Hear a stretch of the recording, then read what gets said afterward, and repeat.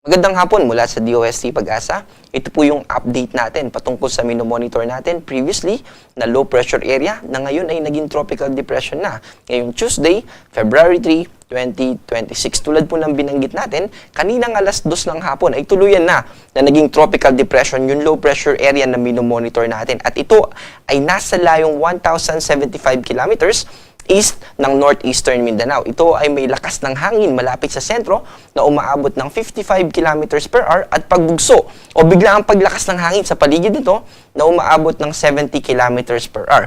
Ito ay kumikilos pa northwestward slowly at ang ibig sabihin po ng slowly ay 10 kilometers per hour or slower pa.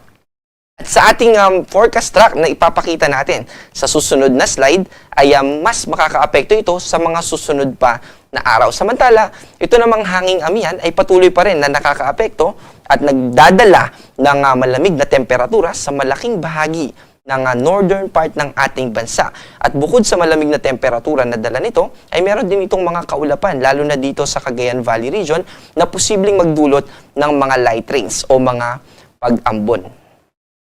At ito po yung ating forecast track patungkol dito sa tropical depression na ating minomonitor. Hindi pa po natin tinatawag ito na basyang na magiging local name niya hanggat hindi pa po ito pumapasok ng Philippine Area of Responsibility na nakikita natin na mangyayari sa mga susunod na oras.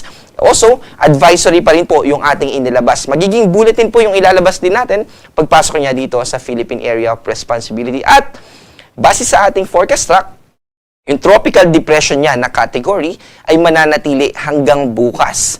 At by Thursday ng madaling araw, ito po ay mas lalakas pa from tropical depression into tropical storm. At habang tropical storm siya, ito yung category niya na habang binabaybay niya itong northeastern part ng Mindanao at magiging tropical depression itong muli by Saturday ng hapon. And also, gusto rin po natin banggitin na as early as bukas ng hapon ay magtataas na tayo ng mga signal number 1 at least dahil tropical depression pa lamang po ito dahil meron tayong lead time sa signal number na 36 hours. So 36 hours prior bago natin talagang posible na pinakamaramdaman yung bugso ng hangin na associated sa signal number 1 ay nag-i-issue na po tayo.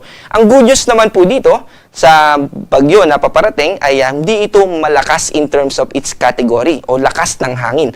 At ang nakikita natin dito sa ating forecast track ay hanggang tropical storm lamang. Ibig sabihin hanggang signal number 2 lamang. Pero yung mga kaulapan na associated dito, yung mga magfo-form na kaulapan na makakaapekto sa mga kababayan natin, lalo na dito sa Northern Mindanao, sa buong Visayas, ay makakaapekto pa rin sa atin. At mamaya po ipapakita natin yung amount ng forecast ng rainfall na ating ipapakita para sa mga susunod na araw. Also, gusto rin po natin i-note, no, by Sunday, ito yung time na kung saan ito ay nasa Sulusi at ito yung time din na kung saan pinakamalapit ito dito sa Metro Manila. Ibig sabihin, kahit na tropical depression siya, yung mga kaulapan, yung tinatawag natin na trough or yung extension ng kaulapan na associated dito sa tropical depression, ay posibleng umabot at magdulot ng maulap na kalangitan dito sa Metro Manila. Tutulong din po yan para mas tumaas yung tsansa ng mga pag-ulan. At bukod sa Metro Manila, kasama po dyan yung Calabarzon region, Mimaropa region, and of course, itong Bicol region, Visayas, and yung Northern Mindanao, kasama po yung Zamboanga Peninsula. Tulad po ng binanggit natin, bukas ay hindi pa talaga natin mararanasan yung mga pag-ulan. Pero simula po Thursday, ng hapon hanggang simula bukas ng hapon hanggang Thursday ng hapon ay meron ng at least 50 millimeters tayo ng mga pagulan na naka-forecast dito sa mga naka-highlight na dilaw na mga probinsya. Kasama dyan yung Eastern Samar, Southern Leyte, Dinagat Islands, Surigao del Norte, Camiguin, Agusan del Norte, Surigao del Sur, Agusan del Sur, Bukidnon, Davao de Oro, Davao del Norte, Davao Oriental at ganun din dito sa Misamis Oriental. Ang ibig sabihin po ng at least 50 millimeters ay posible yung mga localized floodings. And also, kung nakatira tayo sa mga landslide prone area, ay posible rin na makaranas tayo. Kaya, heads up po. At dahil magpapatuloy din ito, simula Thursday ng hapon hanggang Friday ng hapon. Hanggang 3 days po kasi yung ating weather advisory.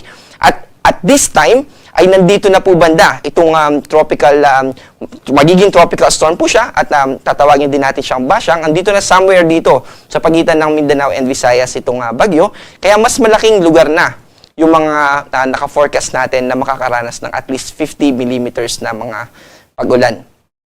Para naman sa magiging lagay ng ating panahon bukas, mananatili pa rin yung epekto ng hanging amihan at ang agwat ng temperatura dito sa Metro Manila sa ating pong forecast ay 22 to 30, sa Tuguegarao naman ay 18 to 29 at sa Legazpi ay 25 to 29.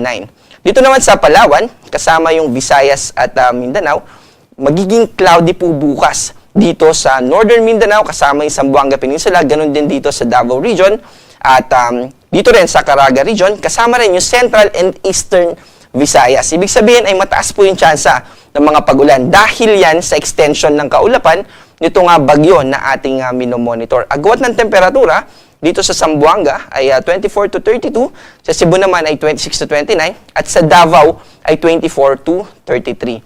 Also, may nakataas pa rin tayo na gale warning. Kaya gusto po natin paalalahanan yung mga kababayan natin dito sa extreme northern Luzon, lalo na sa Batanes at sa Babuyan Islands. Yan po yung lugar na may posibleng umabot ng hanggang 4.5 meters yung mga pag-alon. Pero sa mga susunod na oras at issuance natin at analysis natin, nakikita naman po natin na pahupa naman yung taas ng alon dito at unti-unti, yung matataas na alon naman ay mararanasan simula po dito sa eastern seaboards ng Mindanao and eventually habang papalapit po itong si magiging bagyong Basyang ay tataas din yung mga alon dito sa southeastern section o seaboards ng Visayas.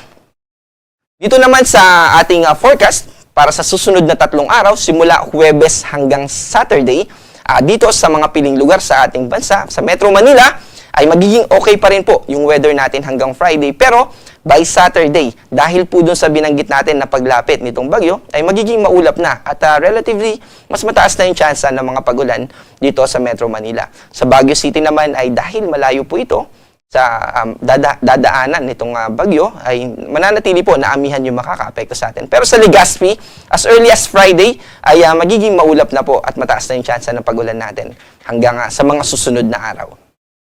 Dito naman sa Kabisayan, sa Metro Cebu, ay magiging maulap po simula Thursday hanggang Saturday.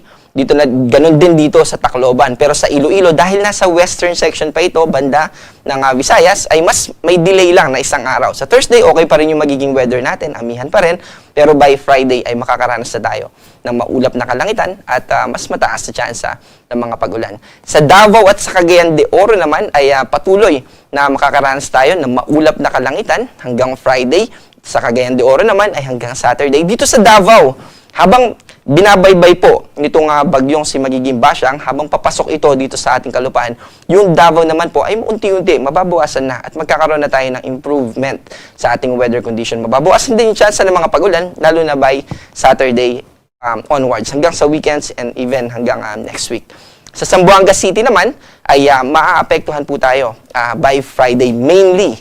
And nakikita din po natin sa ating analysis na sa next week ay may posibleng surge na naman ng amihan. Kaya posible po na ito ay mag-contribute din sa mas mababang temperatura. At ito rin yung tutulong para mas humina itong si bagyong magiging tatawagin natin na Basyang. So yung isusupply niya na dry air ay tutulong para hindi na ito mas lumakas pa. At eventually, tulad nung pinakita natin kanina, babalik na ito sa tropical depression and eventually ay magiging low pressure area hanggang sa ito ay malusaw next week. Ang ating